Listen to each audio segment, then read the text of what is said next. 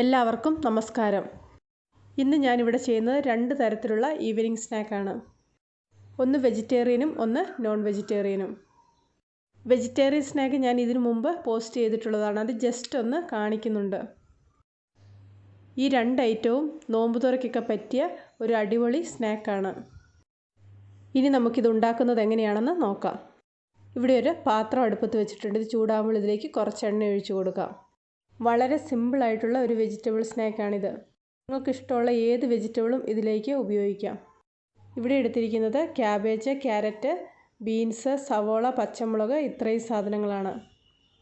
ഇത് ചൂടായ എണ്ണയിലിട്ടൊന്ന് വഴറ്റിയെടുക്കാം. ഇത് ഒരുപാട് വഴറ്റിയെടുക്കേണ്ട ആവശ്യമില്ല. ജസ്റ്റ് ഒന്ന് കുക്കാവുന്നത് വരെ മാത്രം വഴറ്റിയെടുത്താൽ മതി. 5 മിനിറ്റും കൊണ്ട് ഇത് റെഡിയായി കിട്ടും. അടുത്തത് നോൺ വെജിറ്റേറിയൻ കൂട്ട് എങ്ങനെയാണ് ചെയ്യുന്നതെന്ന് നോക്കാം. ഇതും വളരെ സിമ്പിളായിട്ടാണ് ചെയ്തെടുക്കുന്നത്. ഇതിലേക്ക് നമുക്ക് ഇഷ്ടമുള്ള ഏത് ഇറച്ചിയും ഉപയോഗിക്കാം. ഇറച്ചി നമ്മൾ സാധാരണയായിട്ട് ഇറച്ചിക്ക് ചേർക്കുന്ന എല്ലാ മസാലകളും ചേർത്ത് വേവിച്ച് മിക്സിയിലൊന്ന് കറക്കിയെടുത്തിട്ട് വെച്ചിട്ടുണ്ട്.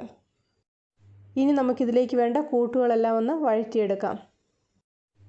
കുറച്ച് സവോള ചെറുതായിട്ട് അരിഞ്ഞത്, ഇഞ്ചി വെളുത്തുള്ളി ചതച്ചത്, കുറച്ച് പച്ചമുളക് ചെറുതായിട്ട് അരിഞ്ഞത്, കുറച്ച് കറിവേപ്പില, ഇത്രയും സാധനങ്ങളാണ് ഇപ്പോൾ ചേർത്ത് കൊടുക്കുന്നത്. ഇത് നന്നായിട്ടൊന്ന് വഴറ്റിയെടുക്കാം. നേരത്തെ വെജിറ്റബിളിൻ്റെ കൂട്ട് വഴറ്റിയെടുത്തപ്പോൾ ചെറുതായിട്ടൊന്ന് വഴറ്റിയെടുത്തതേ ഉള്ളൂ. ജസ്റ്റ് ഒന്ന് കുക്കായി കിട്ടിയാൽ മതി. പക്ഷേ ഇറച്ചിയുടെ കൂട്ട് നന്നായിട്ടൊന്ന് വഴറ്റിയെടുക്കണം. ഇതിലേക്ക് കുറച്ച് മല്ലിപ്പൊടി, ഗരം മസാല, മുളക് പൊടി, മഞ്ഞൾപ്പൊടി ഇത്രയും പൊടികളും കൂടെ ചേർത്ത് കൊടുക്കുന്നുണ്ട്. എരിവ് ഇനിയും കൂടുതൽ വേണമെന്ന് തോന്നുന്നവർക്ക് കുറച്ച് പച്ചമുളകോ കുരുമുളക് പൊടിയോ കൂടെ ചേർത്ത് കൊടുക്കാം. ഈ പൊടികൾ ചെറിയ തീയിലിട്ടൊന്ന് മൂപ്പിച്ചെടുക്കാം. പൊടികൾ മൂത്ത് വരുമ്പോൾ ഇതിലേക്ക് പൊടിച്ചു വെച്ചിരിക്കുന്ന ഇറച്ചിയും കൂടെ ചേർത്ത് കൊടുക്കാം. പൊടികൾ ഇവിടെ മൂത്ത് വന്നിട്ടുണ്ട്. ഇതിലേക്ക് പൊടിച്ചു വെച്ചിരിക്കുന്ന ഇറച്ചി ചേർത്ത് കൊടുക്കുന്നുണ്ട്. ഇതുപോലെയുള്ള ഈവനിങ് സ്നാക്ക് ഉണ്ടാക്കുമ്പോൾ ഇതിലേക്ക് കുറച്ച് വെജിറ്റബിളും കൂടെ ചേർത്ത് കൊടുത്താലും വളരെ ടേസ്റ്റാണ്. പല മിക്സുകളിൽ ചെയ്തിട്ടുണ്ട്. എങ്ങനെ ചെയ്താലും ഇതിന് നല്ല ടേസ്റ്റാണ്. ഇതിലേക്ക് കുറച്ച് മല്ലിയിലയും കൂടെ ചേർത്ത് കൊടുക്കാം. ഞാനിവിടെ ഒന്ന് പ്യുവർ നോൺ വെജ് ആയിട്ടും ഒന്ന് പ്യുവർ വെജിറ്റേറിയൻ ആയിട്ടുമാണ് ചെയ്തെടുക്കുന്നത്. വളരെ ഈസി ആയിട്ടുള്ള ഒരു ഈവനിങ് സ്നാക്കിൻ്റെ റെസിപ്പിയാണ്. വൈകുന്നേരങ്ങളിലൊക്കെ വളരെ എളുപ്പത്തിൽ നമുക്കിത് ഉണ്ടാക്കിയെടുക്കാം. ഇനി ഈ കൂട്ടൊന്ന് തണുത്ത് വരുമ്പോഴേക്ക് ഇതിലേക്ക് വേണ്ട മൈദ ഷീറ്റ്സ് ഉണ്ടാക്കിയെടുക്കാം. മൈദയ്ക്ക് പകരമായിട്ട് ഗോതമ്പ് പൊടി ഉപയോഗിക്കേണ്ടവർക്ക് അങ്ങനെ ചെയ്തെടുക്കാം. ഇവിടെ എടുത്തിരിക്കുന്നത് 1 കപ്പ് മൈദയാണ്. അതിലേക്ക് ആവശ്യത്തിനുള്ള ഉപ്പും 2 സ്പൂൺ എണ്ണയും കൂടെ ഒഴിച്ചു കൊടുക്കുന്നുണ്ട്. ശേഷം ഇതൊന്ന് മിക്സ് ചെയ്തെടുക്കാം. ഇനി ഇതിലേക്ക് ആവശ്യത്തിന് വെള്ളം ഒഴിച്ച് ചപ്പാത്തിക്കൊക്കെ കുഴയ്ക്കുന്നത് പോലെ കുഴച്ചെടുക്കാം. തണുത്ത വെള്ളം ഉപയോഗിച്ചിട്ടാണ് ഇതുപോലെ കുഴച്ചെടുക്കുന്നത്. മാവ് ഇവിടെ കുഴച്ച് റെഡിയാക്കിയിട്ടുണ്ട്. ഇതിനി ഒരു 5-10 മിനിറ്റ് റെസ്റ്റ് ചെയ്യാൻ വേണ്ടി വെക്കണം. ഒന്ന് റെസ്റ്റ് ചെയ്യുമ്പോൾ ഒന്നും കൂടി ഒന്ന് സെറ്റായിട്ട് കിട്ടും. ഇവിടെ ഇപ്പോൾ ഒരു 10 മിനിറ്റ് കഴിഞ്ഞിട്ടുണ്ട്. ഒരു നാരങ്ങ വലുപ്പത്തിലുള്ള ഉരുളകളാക്കിയതിന് ശേഷം ഇതൊന്ന് മൈദയിട്ട് പരത്തിയെടുക്കാം. കുറച്ച് കനം കുറച്ചിട്ടാണ് പരത്തിയെടുക്കുന്നത്. എങ്കിൽ മാത്രമേ ഇത് നല്ല ക്രിസ്പി ആയിട്ട് കിട്ടുകയുള്ളൂ. പരത്തിയതിന് ശേഷം ഇതിനകത്തായിട്ട് ഫില്ലിങ് വെച്ച് കൊടുക്കാം. ഫില്ലിങ് വെച്ച് കൊടുക്കുമ്പോൾ ഇതുപോലെ ഒന്ന് നിരത്തിയിട്ട് വേണം വെച്ച് കൊടുക്കാൻ.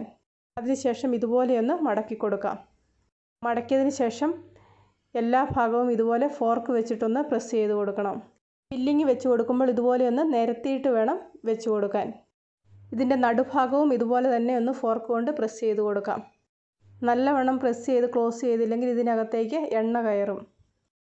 ഓരോന്നോരോന്നായിട്ട് ഇതുപോലെ ചെയ്തെടുക്കാം. ഈ സമയത്ത് എണ്ണ ചൂടാകാൻ വെച്ചിട്ടുണ്ട്. ഈ എണ്ണയിലേക്ക് ഇട്ടതൊന്ന് വറുത്തെടുക്കാം. എണ്ണ നന്നായിട്ട് ചൂടായി കഴിയുമ്പോൾ ഇതിട്ട് കൊടുക്കാം. അതിനുശേഷം തീ നന്നായിട്ടൊന്ന് കുറച്ചിട്ട് കൊടുക്കുന്നുണ്ട്.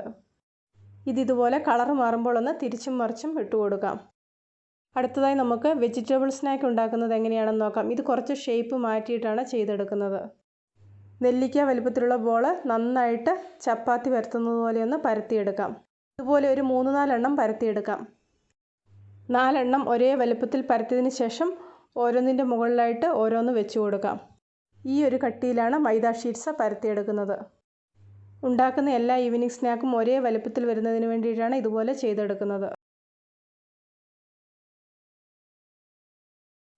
ഇനി ഇതിന് ഷേപ്പില്ലാത്ത ഭാഗമൊക്കെ ഉണ്ടെങ്കിൽ അതൊന്ന് കട്ട് ചെയ്ത് കളയാം. അതിനുശേഷം 4ആയിട്ടൊന്ന് മുറിച്ചെടുക്കാം. ഇങ്ങനെ ചെയ്തെടുക്കുകയാണെങ്കിൽ എല്ലാ ഈവനിങ് സ്നാക്കും ഒരേ വലുപ്പത്തിൽ കിട്ടും. ഓരോന്നോരോന്നായിട്ട് മുറിച്ചെടുത്തിട്ടുണ്ടെങ്കിൽ ഇതെല്ലാം പല വലുപ്പവും ഷേപ്പുമായിട്ട് പോകും. മുറിച്ച് കഴിയുമ്പോൾ ഈ ഒരു രീതിയിൽ കിട്ടും. ഇനി നമുക്ക് 2 ഷീറ്റ് വീതം എടുക്കാം. അതിനുശേഷം ഇതുപോലെ ഒരു ഷീറ്റിന് മുകളിലായിട്ട് വളരെ കുറച്ച് ഈ വെജിറ്റബിളിൻ്റെ കൂട്ട് ചേർത്ത് കൊടുക്കാം. ഇതുപോലെ വളരെ കുറച്ച് കൂട്ട് മാത്രമേ ചേർത്ത് കൊടുക്കാവുള്ളൂ, അല്ലെങ്കിൽ അരികൊക്കെ ഒന്ന് ക്ലോസ് ചെയ്തെടുക്കാൻ ബുദ്ധിമുട്ടായിരിക്കും. ഇതിൻ്റെ അരികും ഇതുപോലെ ഫോർക്ക് വെച്ചൊന്ന് അടച്ചു കൊടുക്കാം. ശേഷം അരികൊക്കെ കൈകൊണ്ടും കൂടി ഒന്ന് പ്രസ് ചെയ്ത് കൊടുക്കണം. ഇതുപോലെ ബാക്കി കുറച്ചും കൂടെ ചെയ്ത് വെച്ചിട്ടുണ്ട്. ഇതിനി ചൂടായ എണ്ണയിലിട്ട് വറുത്തെടുക്കാം. എല്ലാവരും ഇതുപോലെ ഒന്ന് ചെയ്ത് നോക്കുക. തീർച്ചയായിട്ടും നിങ്ങൾക്കിതിൻ്റെ ടേസ്റ്റ് ഇഷ്ടപ്പെടും. ഇതുപോലെ വെജിറ്റബിൾ സ്നാക്ക് മാത്രമായിട്ടുള്ളത് ഞാൻ ഇതിനു മുൻപ് പോസ്റ്റ് ചെയ്തിരുന്നു. അത് കൂടുതൽ വിശദമായിട്ട് അറിയേണ്ടവർക്ക് അതിൻ്റെ ലിങ്ക് ഡിസ്ക്രിപ്ഷൻ ബോക്സിൽ ഇട്ട് കൊടുത്തിട്ടുണ്ട്. എല്ലാവരും ഇതുപോലെയൊന്ന് ചെയ്തു നോക്കുക. തീർച്ചയായിട്ടും നിങ്ങൾക്കിതിൻ്റെ ടേസ്റ്റ് ഇഷ്ടപ്പെടും. ഇന്നത്തെ ഈ റെസിപ്പി ഇഷ്ടപ്പെട്ടെങ്കിൽ ലൈക്ക് ചെയ്യാനും ഷെയർ ചെയ്യാനും നിങ്ങളുടെ അഭിപ്രായങ്ങൾ അറിയിക്കാനും മറക്കണ്ട. ചാനൽ സബ്സ്ക്രൈബ് ചെയ്യാത്തവരുണ്ടെങ്കിൽ ഒന്ന് സബ്സ്ക്രൈബ് ചെയ്ത് റൈറ്റ് സൈഡിലെ ബെല്ലൈക്കണും കൂടി ആക്റ്റീവാക്കി ഓൾ എന്ന ഓപ്ഷനും ക്ലിക്ക് ചെയ്യുവാണെങ്കിൽ ഞാനിടുന്ന ഓരോ വീഡിയോയുടെയും നോട്ടിഫിക്കേഷൻ നിങ്ങൾക്ക് അപ്പോൾ കിട്ടുന്നതായിരിക്കും. പുതിയൊരു വീഡിയോയുമായിട്ട് വീണ്ടും കാണാം.